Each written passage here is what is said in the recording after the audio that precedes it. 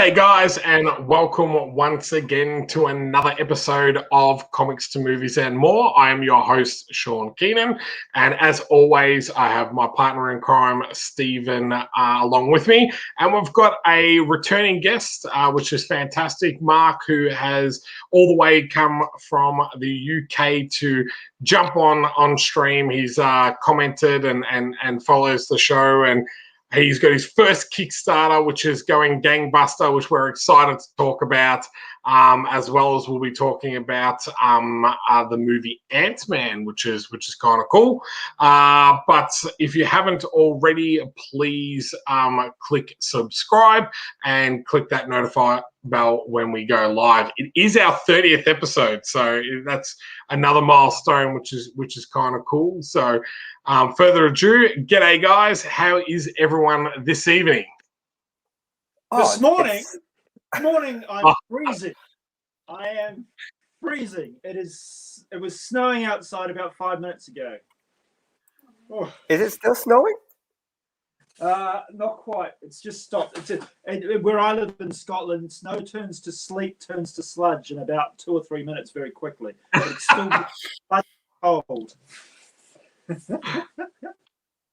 Well, it's not that cold here. How about you, Stephen? How's the weather where you are? Oh, it's nice here. I think it's about 20-ish, 22, 23 now. So, it's can't complain really.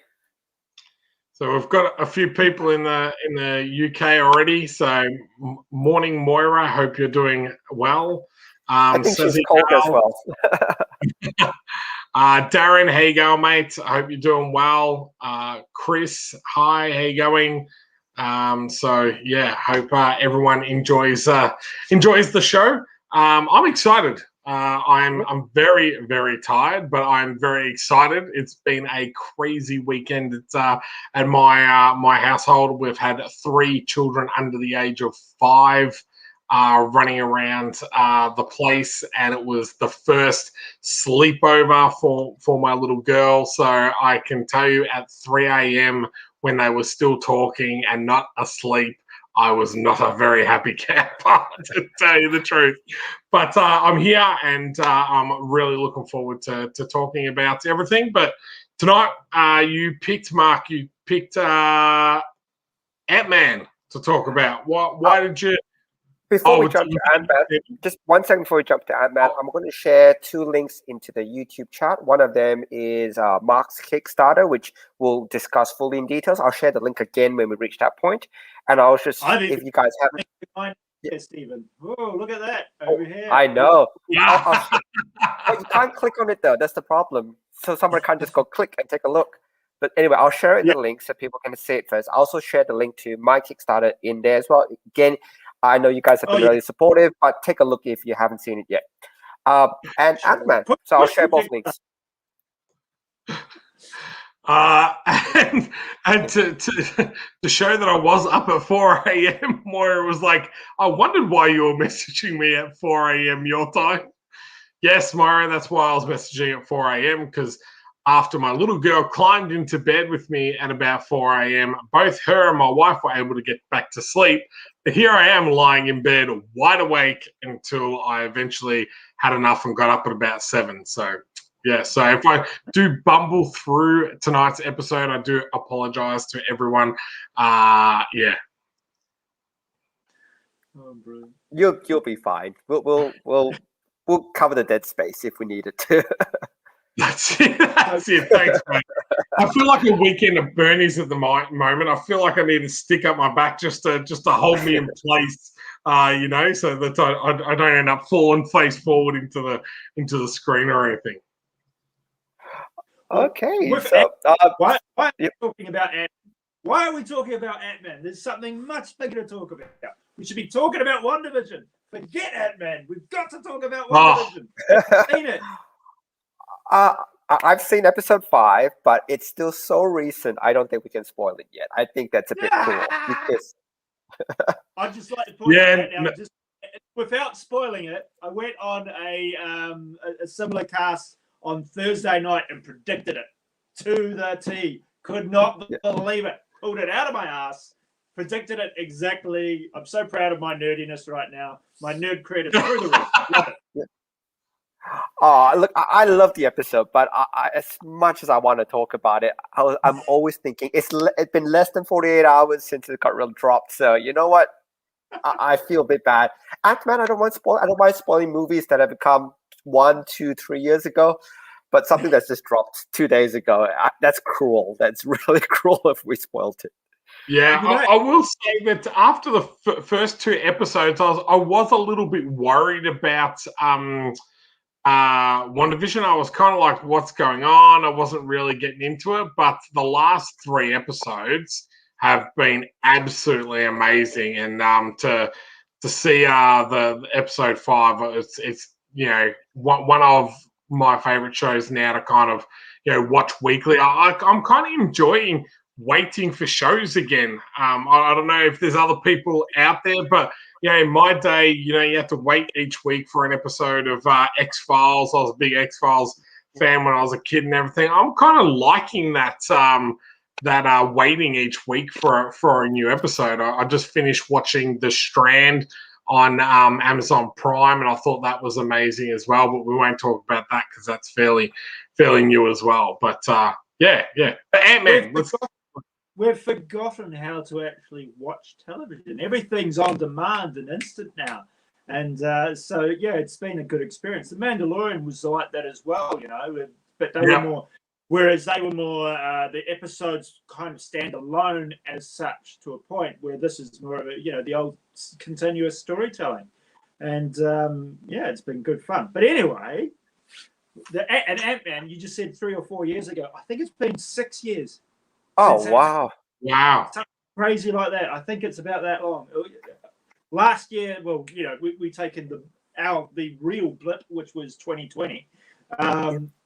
So it's crazy to think how long this movie and this project's been around for. And if you look going way back to the birth of Marvel Studios and Iron Man, you had Edgar Wright, who was the man who was originally did the sizzle reel, who did there's a scene in Ant-Man when he's running down a hallway, he shrinks through a bullet hole and runs along the top of a gun. Yep. And that concept was originally filmed by Edgar Wright of Scott Pilgrim and Shaun of the Dead fame. Baby Driver. Baby Driver, yeah, that's a brilliant film, that. And he shot that way back into about 2009, 2010. So he was on board for it. So Ant-Man at the time was one of the properties they were looking at early on. As a comic book character, Hank Pym, Ant-Man, Giant Man, has been around since the start of Avengers. However, never a solo player, never a big seller by itself. But visually, in terms of film, Honey, I Shrunk the Kids, for example, classic, and Journey. Oh, I forgot. Something Journey Through the Body. There's a movie in the 80s and there's a 60s version as well where they shrink down and jump into a ship. But all these microscopic movies have always been good cinematic tropes. And Ant-Man lent itself to a really good cinematic idea. Edgar Wright had a falling out with Marvel in the early days. We don't know exactly what that was. We don't. I could speculate that it probably wasn't a Feige thing. It was probably more of an Ike permitted budgetary constraint thing at the time when the old Marvel chairman Ike was involved with it. But Edgar said, no thanks, I'll pass. This isn't what I wanted this movie to be. But apparently I heard recently he's actually back in talks with them. Things have sort of changed, and who knows, maybe we will get to see, after seeing guys like Taika and James Gunn do their thing, maybe we will get to see Edgar Wright do a Marvel movie or something, some concept. And another tangent, very recently, I think yesterday, there was a release of a short film, or a short news article about how Marvel create their movies. For example, they do a lot more pre-visual work early on before even some directors are attached to the script. So a lot of the previs and lining up of action scenes and sequences is already done before the script's finalized. Some people see this is the reason why they can get indie creators and independent film creators to get involved in these big blockbuster films, because all those key set pieces, which cost a lot of money, are. Am I still live? Yeah, we're still. Yeah. Just listen to you. We're just letting you talk, mate. What's happening? So what they've done is they've done this very long-term previs. So for a Endgame in 2016, they'd already blocked out, before the script had been finalized, they'd already blocked out the final battle. Now, obviously, that always needed time to make. I think Weta Workshop worked for it on that scene for 4 or 5 years. But before the script had finalized, they knew there was going to be a big battle in the last movie. They'd previs the whole thing. And apparently a lot of Endgame was about 70% previs. What previs is it's like a low scale animation where they can record and measure all the tracking details and camera angles and everything. So when it comes to setup for the crew, they're not spending hours and hours. All those formulas are already there for them to get the big shots done. What it does do, however, is some people say it takes away a lot of the creative freedom for individual directors.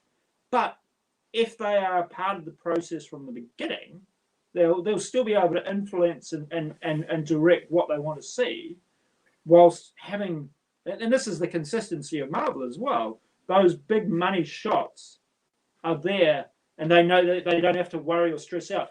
Taika, for example, if you look at the Valkyrie scene where there's a lot of flashing, there's a flashback from Valkyrie and all the Valkyrie horses flying that helmet. That was from a mate in Wellington. That whole thing was a setup he'd done in the back of his garage for another short film or a commercial. So Taika was able to bring that to Ragnarok, with Ragnarok still having some big fight scene elements, probably the Surtur stuff at the end and the whole bridge battle. But, still very much his own film. So in this case, Edgar Wright was on board at the start. He did a lot of the previs work that sold Ant-Man as an idea for a potential movie. At that stage, early Marvel, early 2010s, we're looking at stuff that was comedic, but not outright comedic. So they were probably still, and again, the Ike Perlmutter factor, leaning on the side of caution for certain things. That didn't work out, and I'm kind of glad it didn't, because what we ended up with was Ant-Man at the right time in the right place in the Marvel Cinematic Universe. There was a chance there that Ant-Man could have been launched around the same time as Thor and Captain America. And that would have potentially upset the flow of the Marvel movies and what we ended up with today. I think Cap came first before Ant-Man did, if I remember right. I think Winter Soldier hit, and then Ant-Man was the year after. Ant-Man. It was Winter Soldier straight into Age of Ultron, and then Ant-Man. I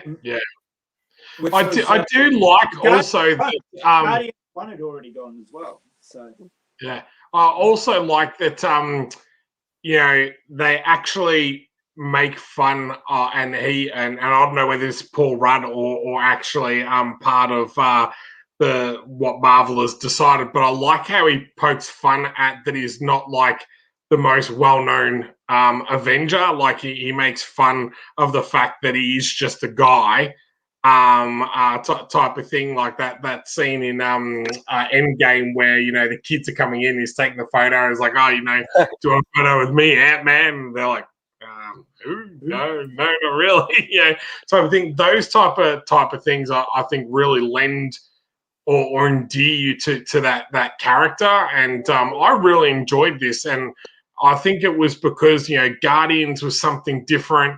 Ant-Man was something different.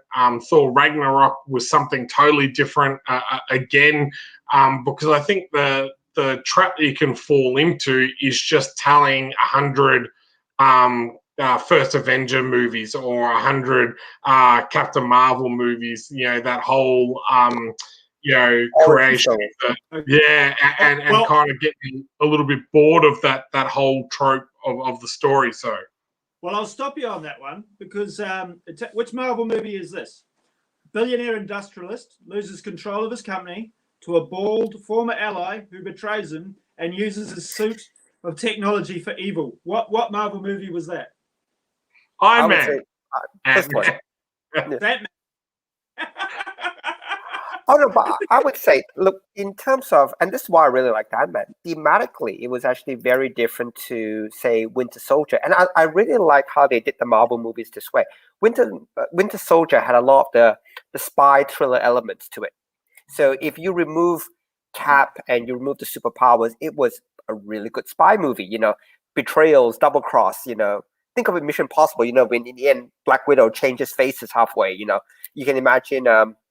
Tom Cruise ripping his mask off and go, haha, I got you, you know, one of those things. Antman, thematically, was the heist movie. I loved it. I loved the fact that they actually could introduce that element to it. It was I need a plan. We're going to do this, and then we're going to do this, and then you're going to come in from the back. And, you know, one of those, it was a heist movie. And thematically, it was really fun because Marvel does play a lot with these, you know what? It's a superhero movie, but guess what? Make it a heist movie. Make it a spy movie. And even though it is an origin movie for Paul Rudd, I think it doesn't follow the standard origin movie themes. You know, the unknown person falls upon a suit or builds something or discovers something. It doesn't follow any of that. It was like, I need to steal something. And then it basically launches in that heist movie theme with the suit at the end of it.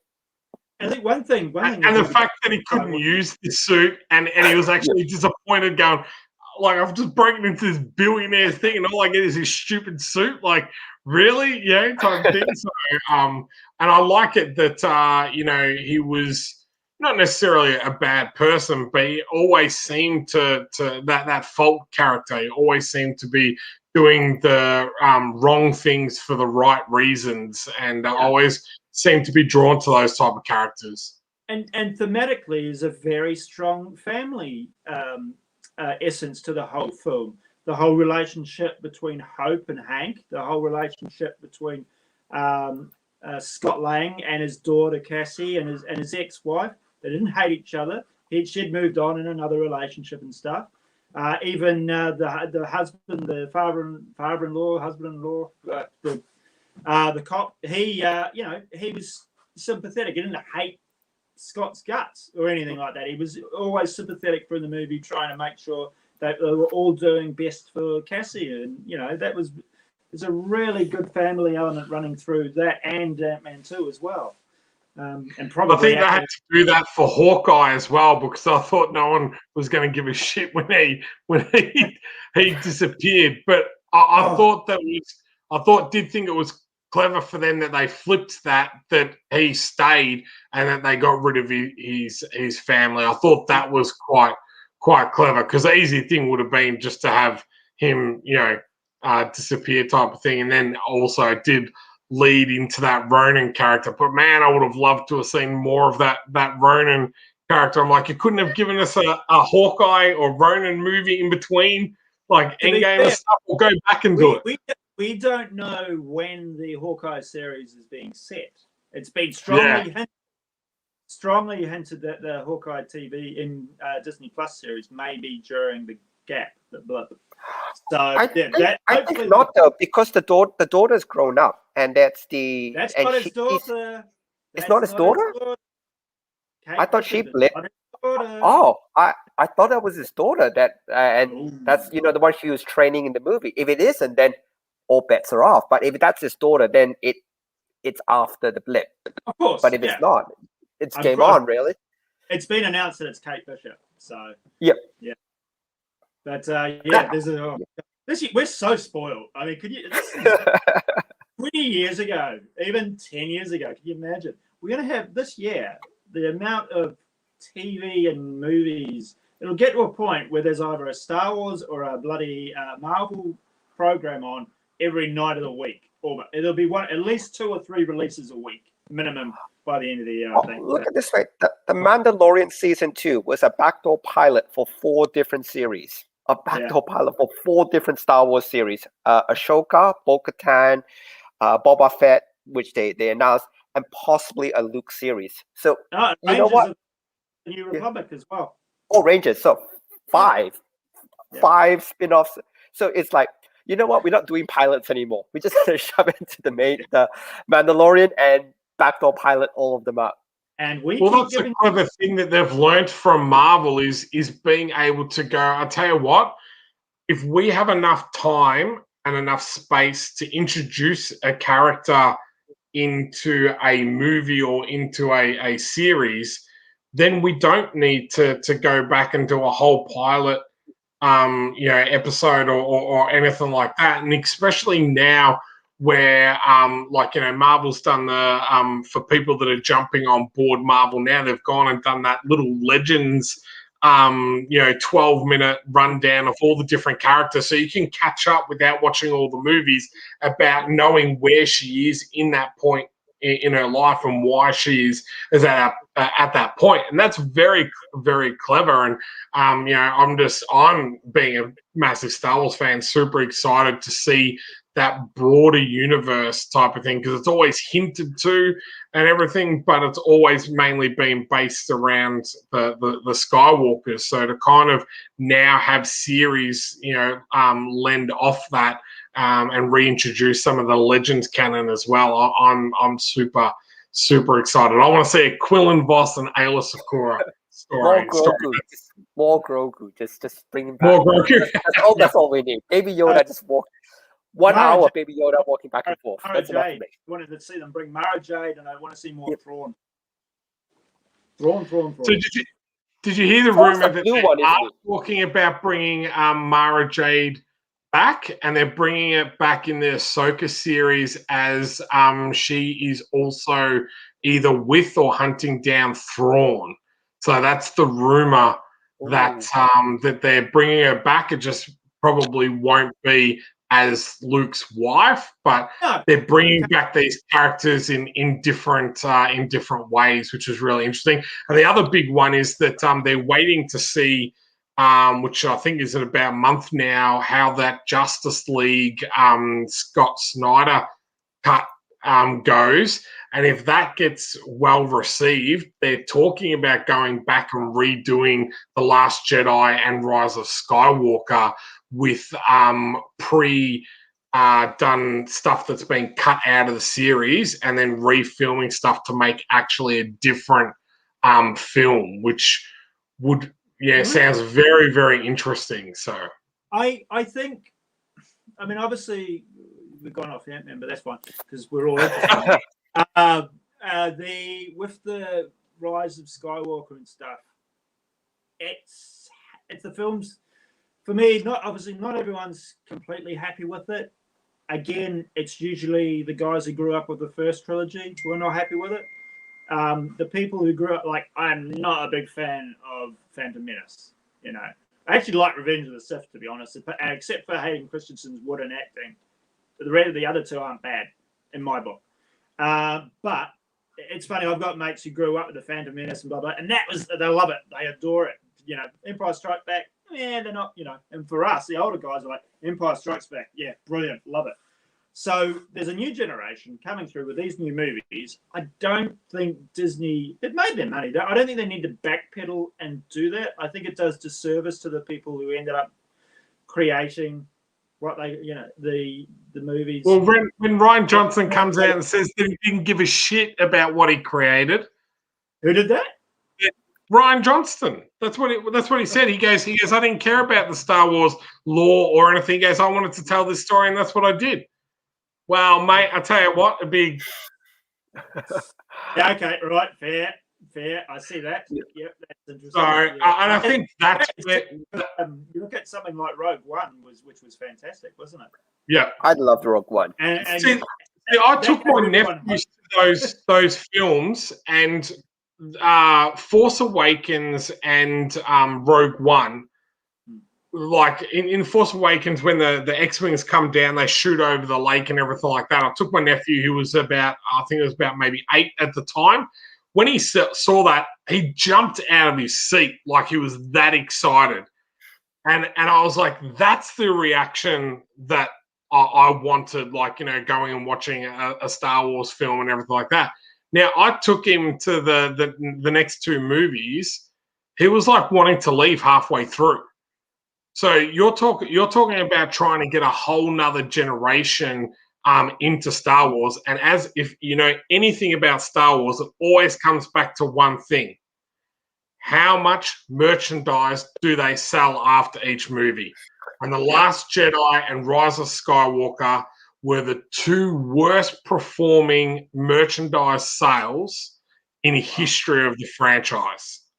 So that tells you a big thing that, you know, all those collectors and all those people that, you know, put in that money after the fact were just like, yeah, you've lost us. So I think they've found, I mean, they're settled now on their story team as well, which is what they have. And I think there's some big changes happening there for them.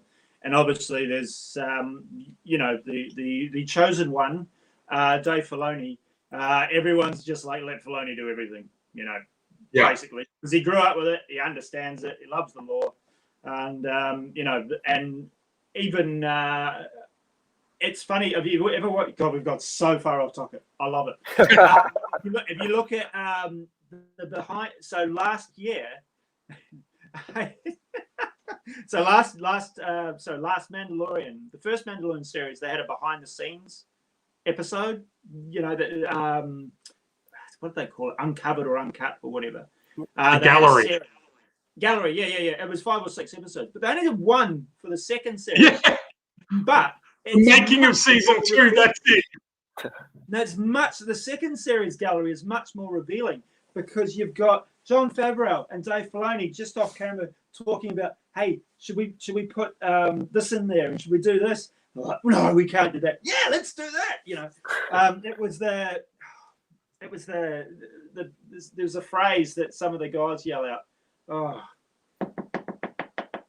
Can't remember. No, I've lost it. You'll know it, Sean, for sure.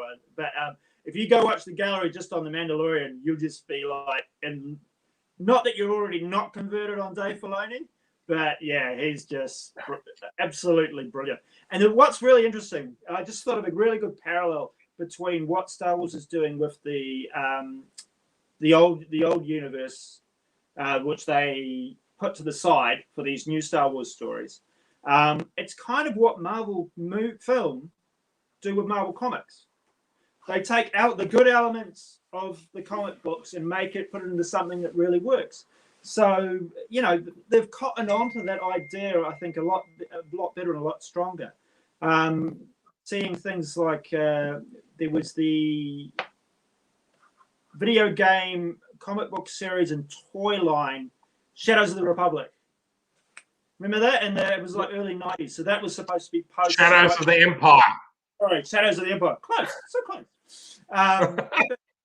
Obviously, they've drawn good things out of that and stuck that into Rebels and stuck that into Clone Wars and stuff like that as well. So I think, I think you're right. They've learned from their mistakes. They will take the opportunities where they can. I don't think they'll recut the last 2 movies. I think they've got enough on their plate.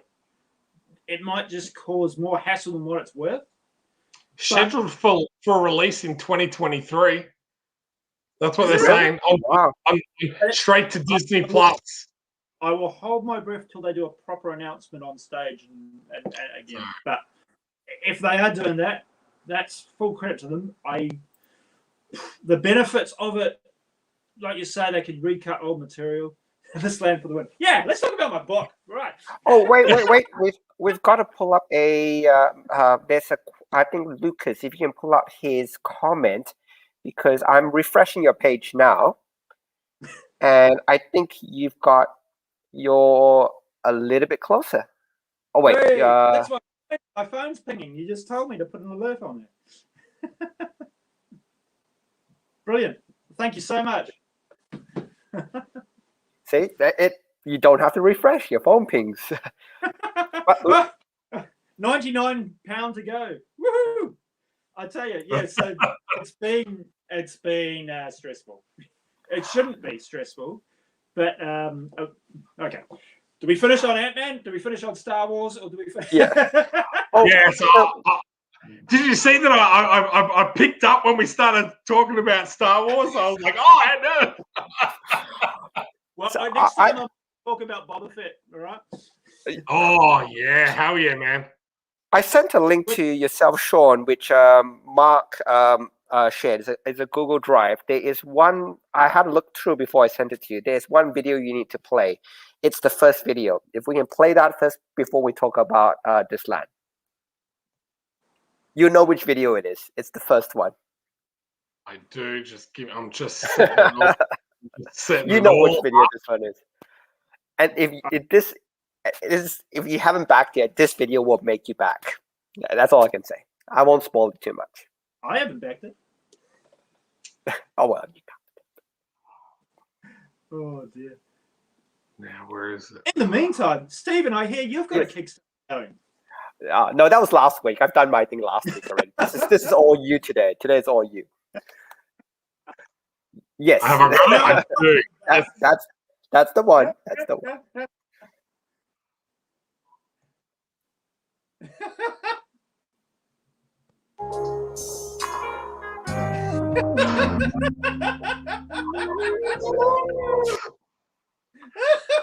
I love the salty glare afterwards. That's my favorite part. I went looking for this and I could not find this on social media. So I was very happy when Stephen said that to me today. I was out.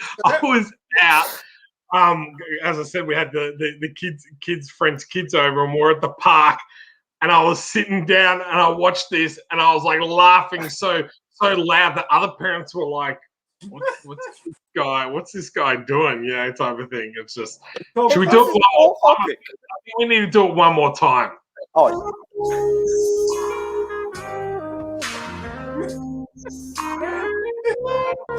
Oh, it's the look after.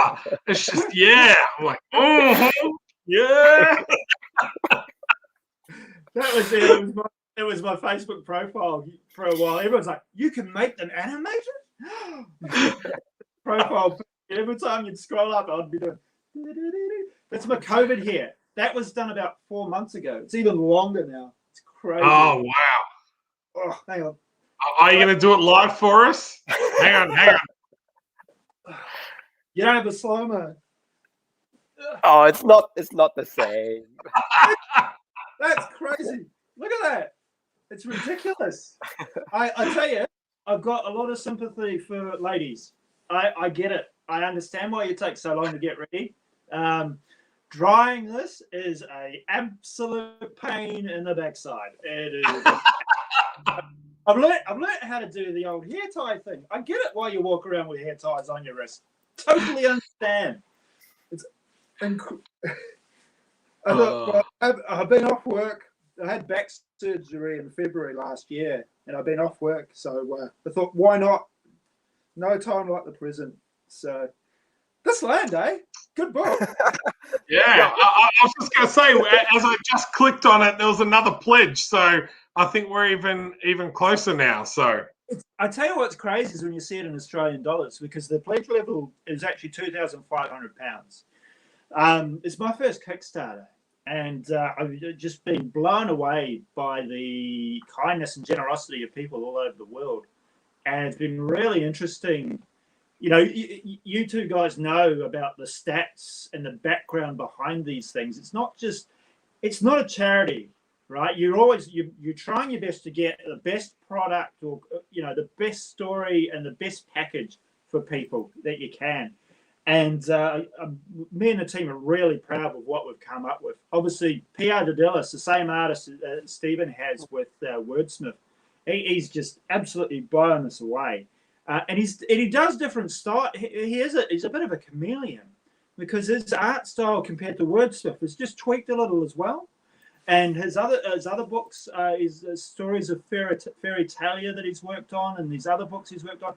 You can tell it's PR, but he certainly tweaks them all enough that they're all their own thing within their own universe. He is not a cookie cutter guy. He's put out a lot of stuff over the last couple of years. A lot of stuff. He's a damn fine draftsman. So this land actually PR started on it 2 years ago, and about this time in 2019, he had he was doing because and it's most artists, like professional comic book artists, will do about a page a day or maybe 4 pages a week. It used to, the industry expectation of your Marvels and DCs is essentially a page a day, right? PR was doing more than that. He was doing 2 pages a week for me. God knows it. And he was working on like 6 projects at the same time. He was kind enough to do that rather than dedicated 1 month to one book.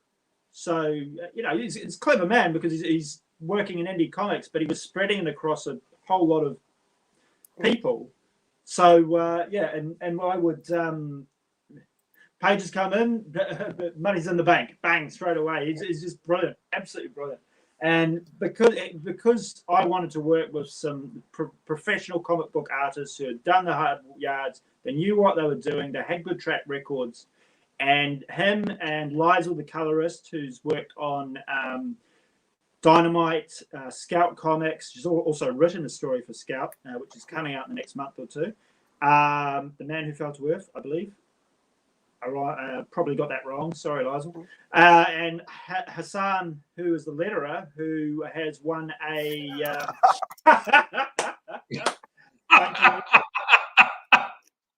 I'll tell you what, when we pass the 100% mark on the sea shanty, because those are in now apparently. Sea shanties and TikToks.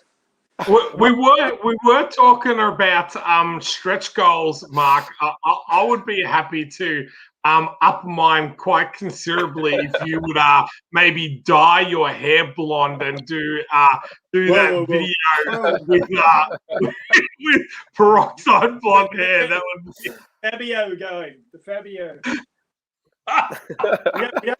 we don't have the golden beaches and sun out here. What is it?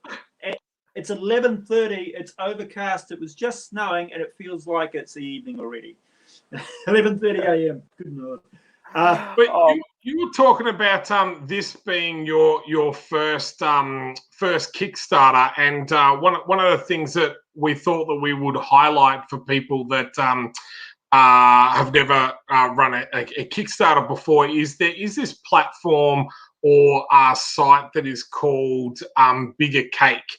And it kind of shows you what's going on behind projects and all that type of stuff. And I'm not sure if you've seen this, Mark, but I'm going to share this live. And this actually shows you a breakdown of who's backed your Kickstarter.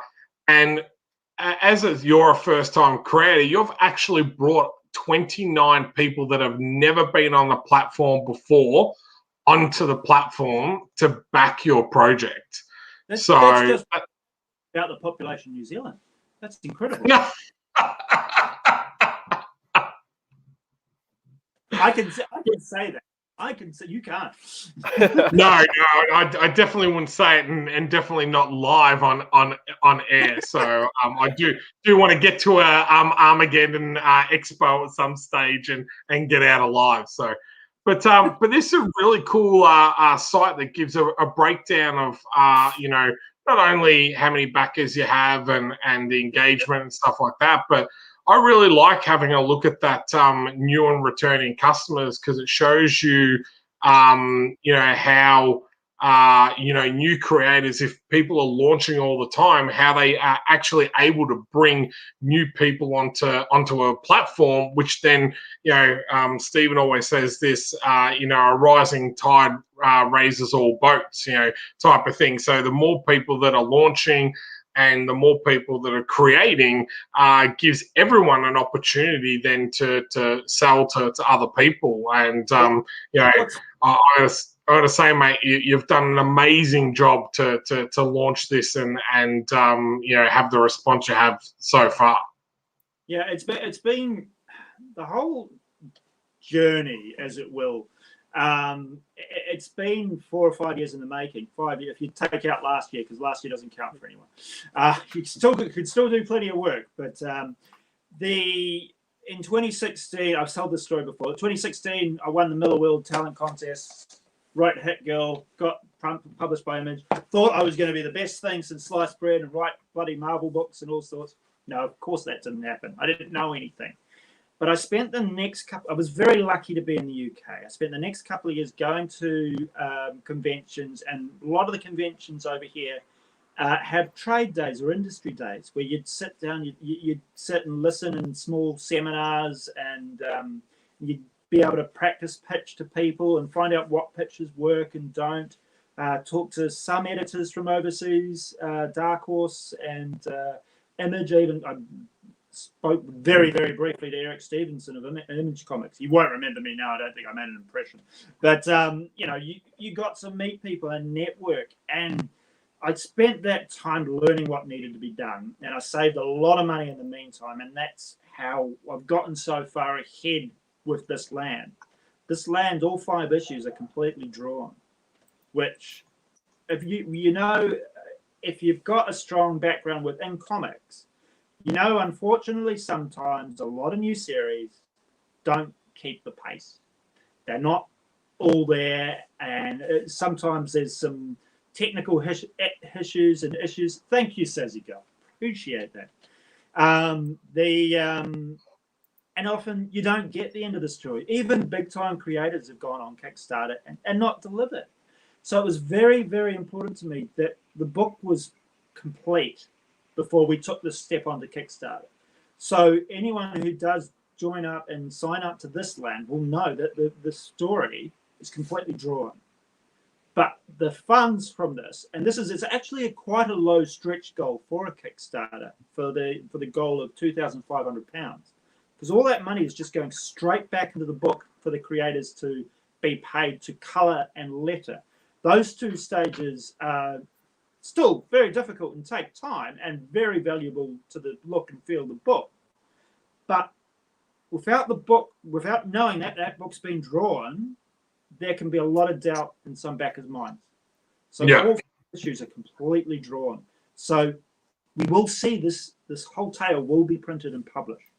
So that, I think that's a very, I don't really push that in the Kickstarter pitch, but it was something that I needed to know myself, that had been done before we put this out onto Kickstarter.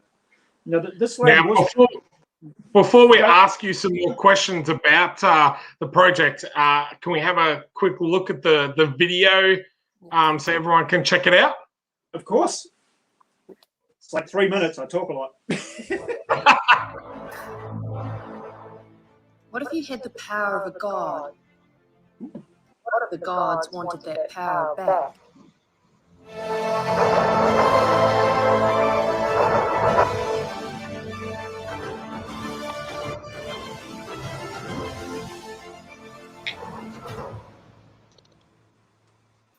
Kia ora.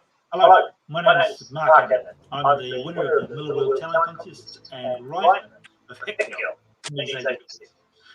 As a New Zealander living in Scotland, I've learned a lot about myself and my identity, and I've wondered why I never learned more about the history and legends which form my homeland. Why did I only have a superficial understanding of the foundations that New Zealand Aotearoa was built on? And then one day I was scrolling through the news and something interesting had happened. A massive earthquake shaking the township of Kaikoura in the South Island of New Zealand caused billions of dollars of damages to the landscape. The land around the harbour and seabed had shot up from beneath the sea, and it moored boats and vessels in the surrounding area. Never really considered that an earthquake could bring land up from the sea before. What if it was a gift? What if it was our ancestors reaching out and showing us something that we never thought to look at? That's where this land issue 1 comes in. This land is a 32-page colour comic introducing the story of the new continent of Turuyamaha. It's a future New Zealand where its people have evolved beyond the forms of mortal man and have embraced the powers and abilities of the Maori pantheon, with new tribes forming and a culture that embraces its past while looking to find its way into the future. In the story, we meet Helga. There she is. She's a lean, mean fighting machine, but she's forbidden to pick up a weapon. She's holding one there. One day, an ancient god has the lives of her family in his hands, and she must make an impossible choice to save them, and is thrust into an ancient war of the Earth's last gods. And best of all, issue 1's complete. In fact, all 5 issues are completely inked. This Kickstarter will raise funds for lettering for issue 2 and colours for issue 3. Kickstarter gives the project a wider voice. It helps share the story of this land across the globe, kicking down distribution barriers and hurdles. And as it's a Kickstarter, you're going to have access to exclusive rewards and perks based on your contribution. With exclusive perks from the Marvel artists Zach Howard and Oscar Yilton, you'll get a chance to have a one-of-a-kind artist sketch cover drawn by series artist Pierre Delis. There's original pages, sketches, and a whole lot more. This is not a charity. You're definitely getting value for money. It's not to be missed. If you're still listening, thank you. This project is happening. So what are you waiting for? Hit that back button now.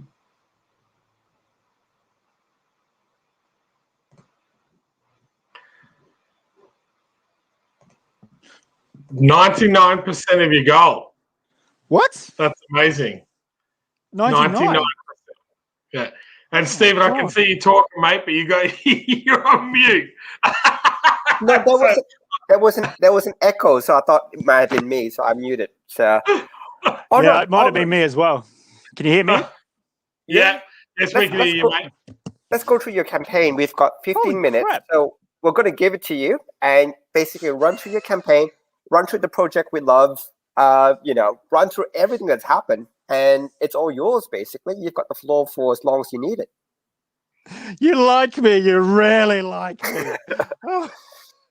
Wow. Yeah, it's just crazy. What this project means a lot.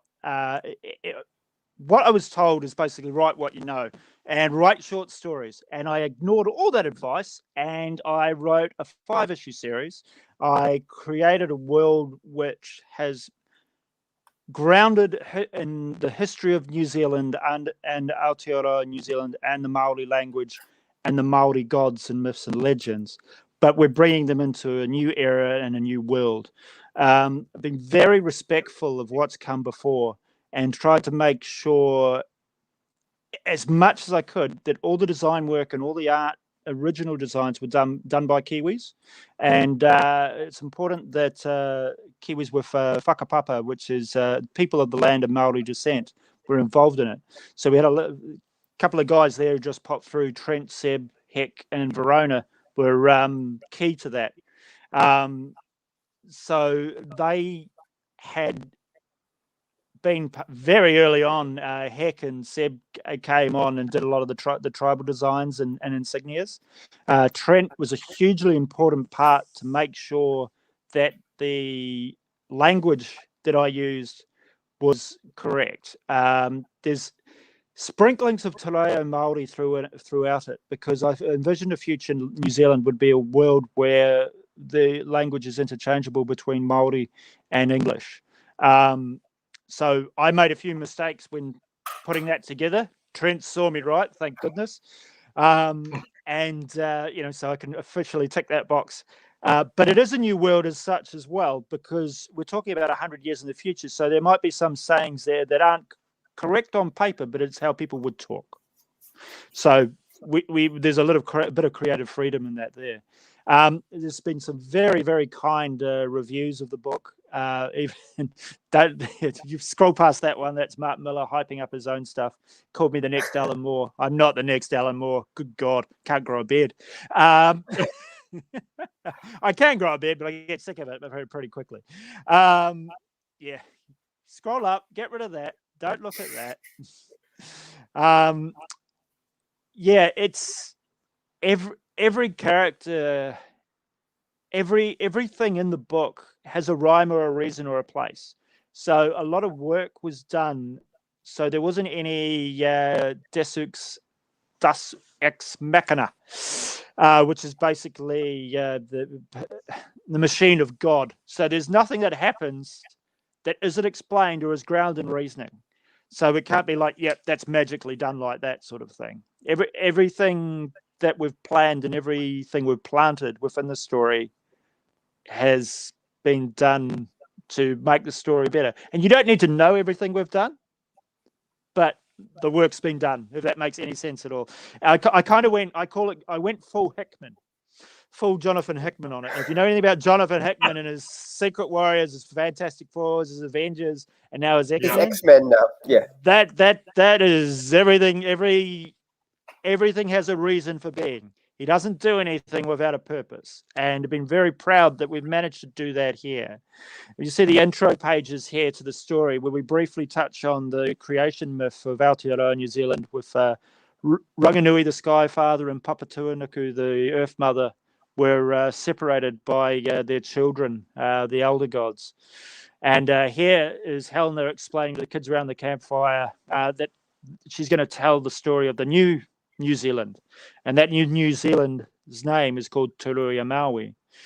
And going back to the story I said in the intro there about the sea shelf coming up, there's an 8th forgotten continent that scientists say is around New Zealand. And my idea was, well, what if that continent was to arise from the Earth? That there was a great disaster and the Earth shook and changed. And this is showing what would happen. So basically, these are scenes of PR showing the Earth falling to rack and ruin. There's hope in deep space. The last ship's about to go off. A terrorist has planted a bomb, and then boom, the moon's gone. So what happens when the moon's destroyed? What happens to the environment? Well, you get snow in Spain. You get all 100 volcanoes in Auckland go up. So Auckland at the moment's got 100 dormant volcanoes. So imagine what would happen to the areas of the Earth if the moon went, gravity shifted, shook and changed, and this new continent erupted from the beneath the sea.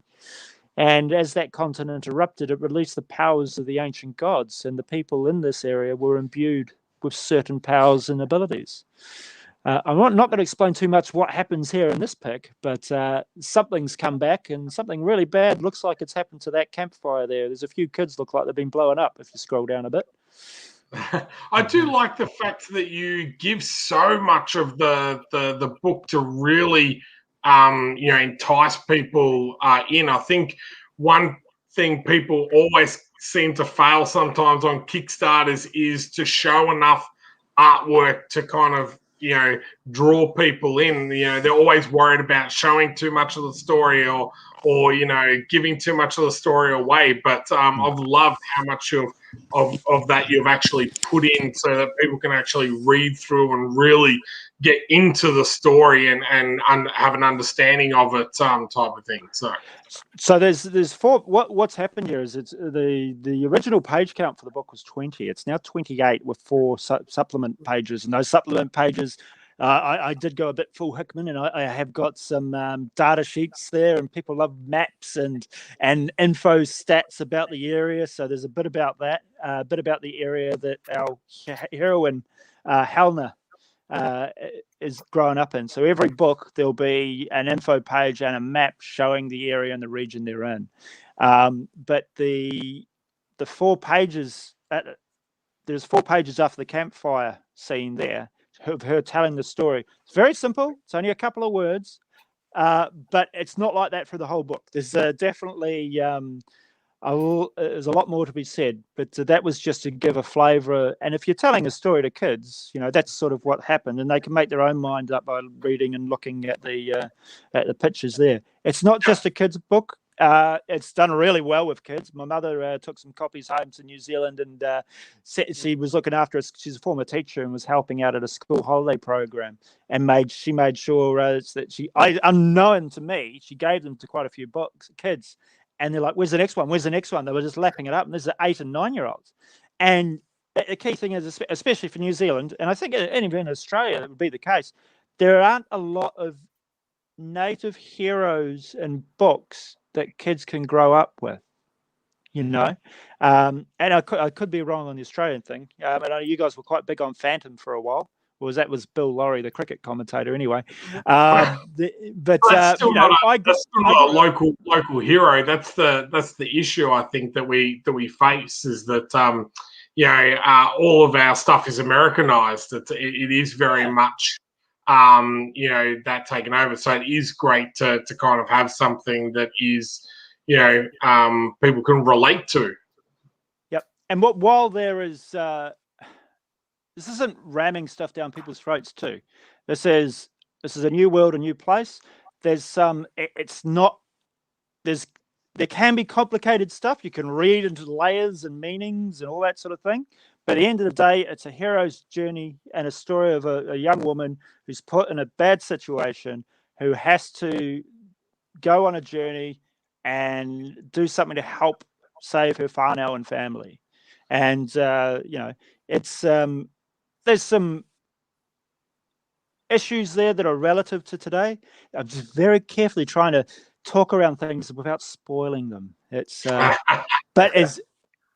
but there's nothing there that it's not too heavy for kids. But there's plenty of there for adults as well, is what I mean to say.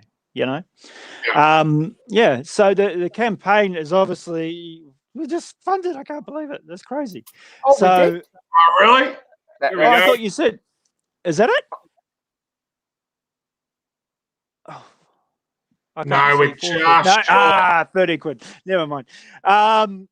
Almost. Oh, look, it's just, I think what's really interesting is people from all over the globe who are interested in this book. Because I pitched it to the Brits at the convention to say it's X-Men meets Moana. Moana meets the X-Men. Because that's something they can grasp onto straight away. It's more than that, but that's the quick little elevator pitch, What would you do if you had the powers of the god? What would you do if those gods wanted their power back? So that, in a nutshell, is what the story is about. But you've got a lot of time, work, blood, sweat, and tears have got into it by a lot of people. I'm just the guy sitting back watching all this amazing art come in and just loving every moment. You know what it's like when you open that email on a Monday morning and you see pages of art just spill in, and you're like, oh my God, that's exactly what I was thinking, or oh, that's even better than what I dreamed. That was my weekend this weekend. Oh, I got so colours from one series and artwork from another, and I was like, oh my God, yes, it's real.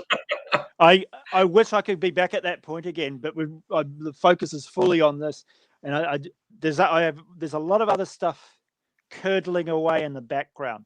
One of the bundles there for a digital book is only £2, which I don't know in Aussie dollars. What was that? It's cheap as chips, I imagine. $5 top. It'd be less than $5 for the book, but for £5 you can get 372 pages of digital comics. So yeah, the always interesting and challenging with Kickstarter is postage. I think our poor American friends, they really get stuffed on postage, even more so postage out of America, not into. Yeah. I cannot figure that one out, but we could go all political about that all day long, about why that happened. But everything everything's going to be arrived nice and tightly packed and safe and secure. So it's going to be in a nice hard card envelope, inside a bag, inside a proper comic book bag and board. And safely protected. So we've made sure when it comes to postage, we've got everyone covered. We've made sure when it comes to rewards, everything's done but one thing. I'm just waiting on one more thing.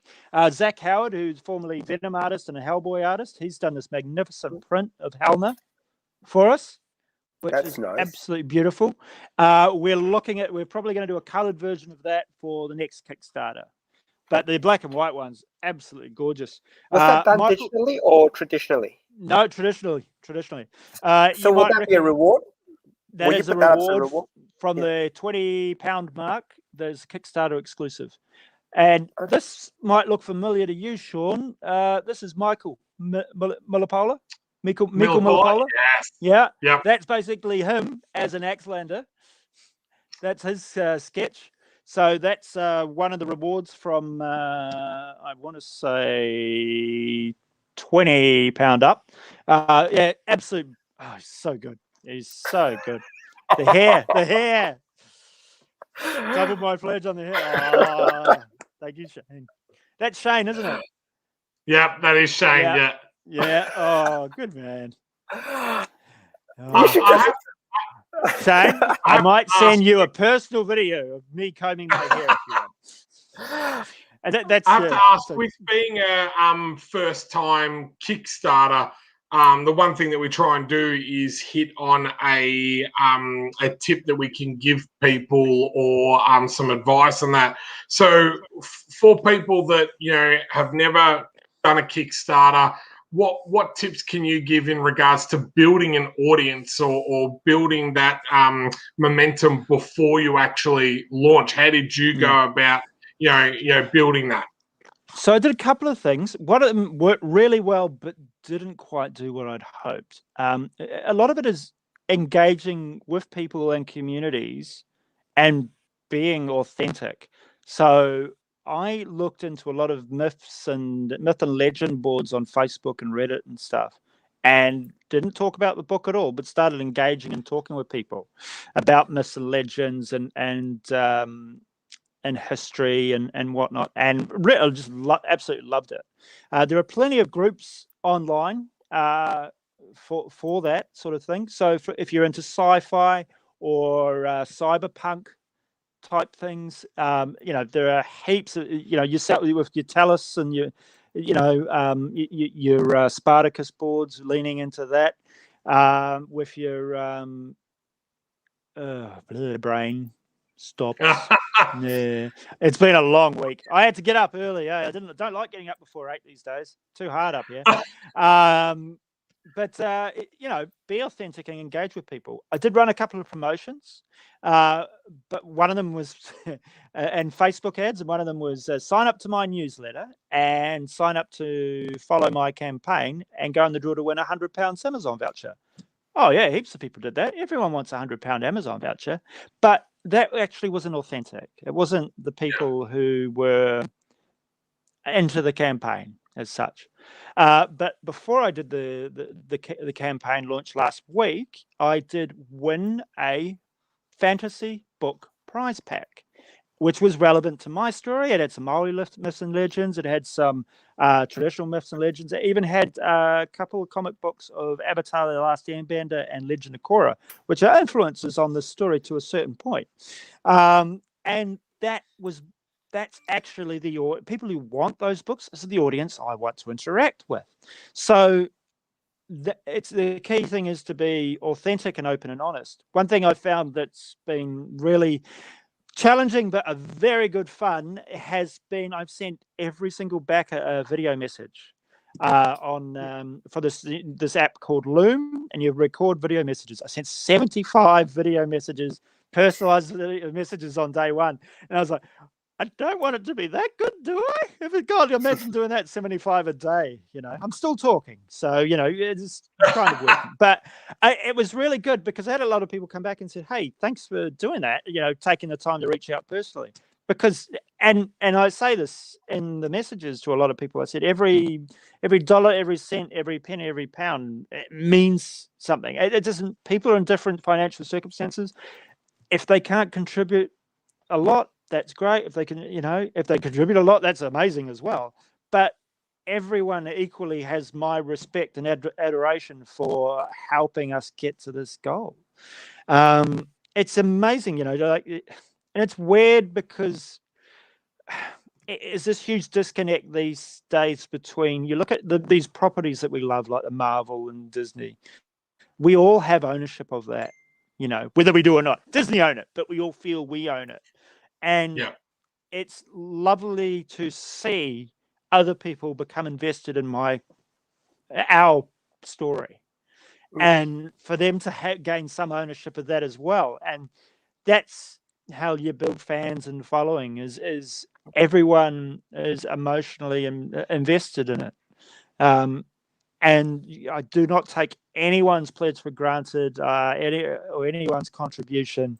It just means so much. It's a weird thing. I could go online now and put the $100 down to get us over the line, but that's not what you should be doing. I've seen people do that. You shouldn't be saying that on a live stream as well. No. I would we're just joking about that, and Mark did not mean anything by that. Disclaimer, disclaimer. He's just having a bit of fun. Something you don't want to say. Yeah, okay, but no, right, no. But I've seen people do it. I'm like, what's happening?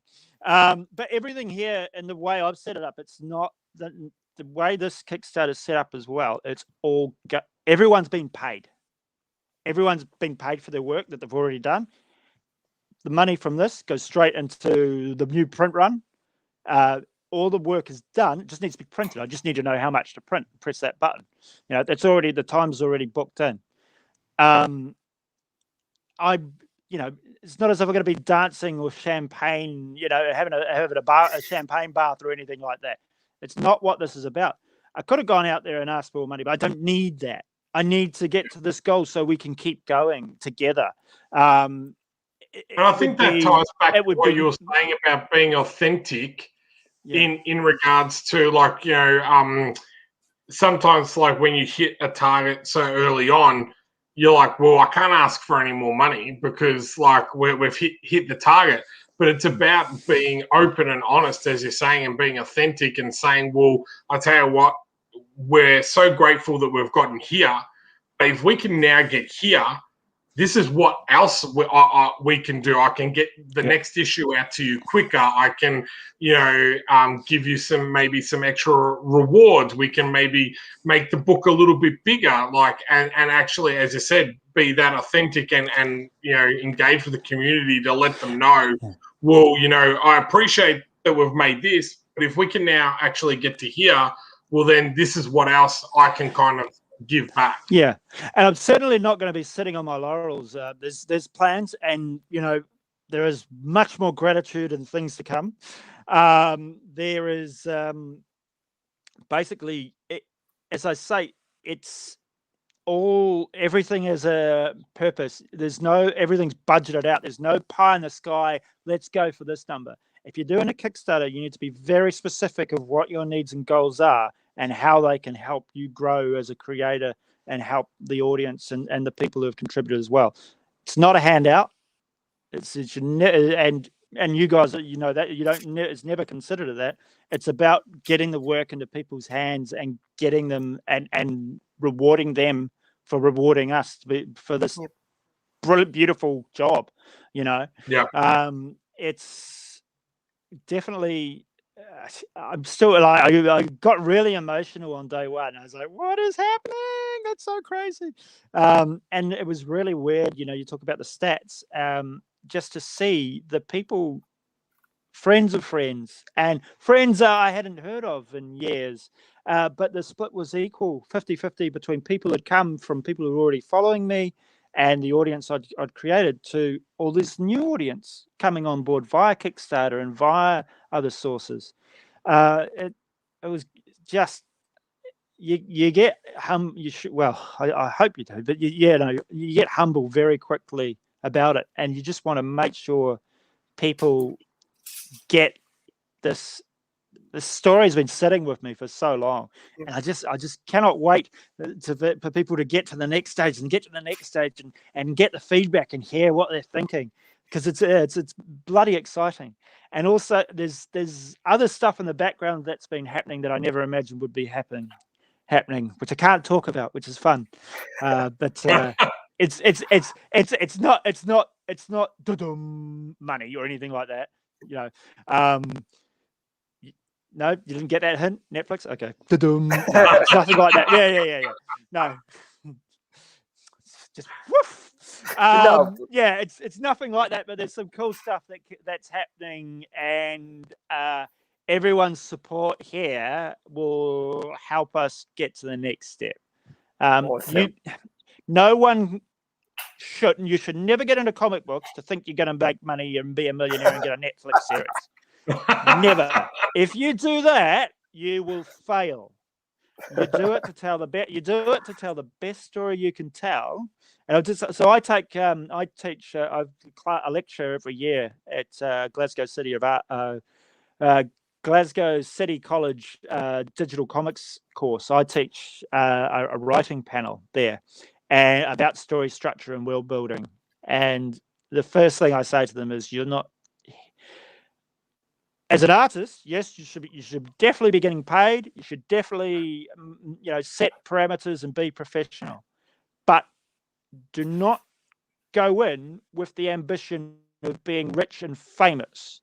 Focus on what you're passionate about and what you love, and that's how you will ultimately be rewarded.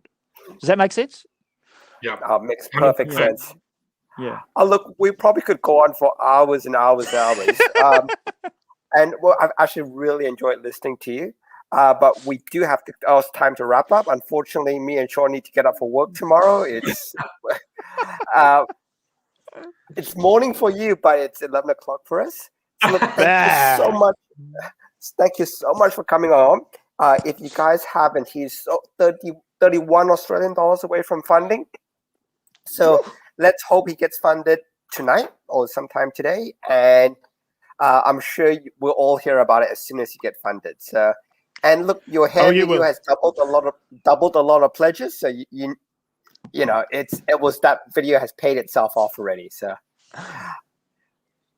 Thank you, Sean, everyone. any last words before? I just want to say, Mark, thanks for making the time to come on the show and come back after you talked about this land very early on. So I appreciate you making the time to come back on the show. I'm super excited to see where this goes, and I'll see if we can get promoting tomorrow to help you make that by the end of the day. That'd be very, very cool. So thank you once again, mate, and thank you to everyone that's been on the show today. Really appreciate you guys tuning in each week. We hope we, as Mark said, give some of them back to you guys as well with advice and some tips and tricks. If you want to know more, we have some really cool guests lined up over the next 4 weeks. But next week, we will be taking it off to spend with our wives because it is Valentine's Day. So we won't be here next week, but we'll be back on the 21st. So thank you very much, guys, and have a good night. See ya. Thank you, guys.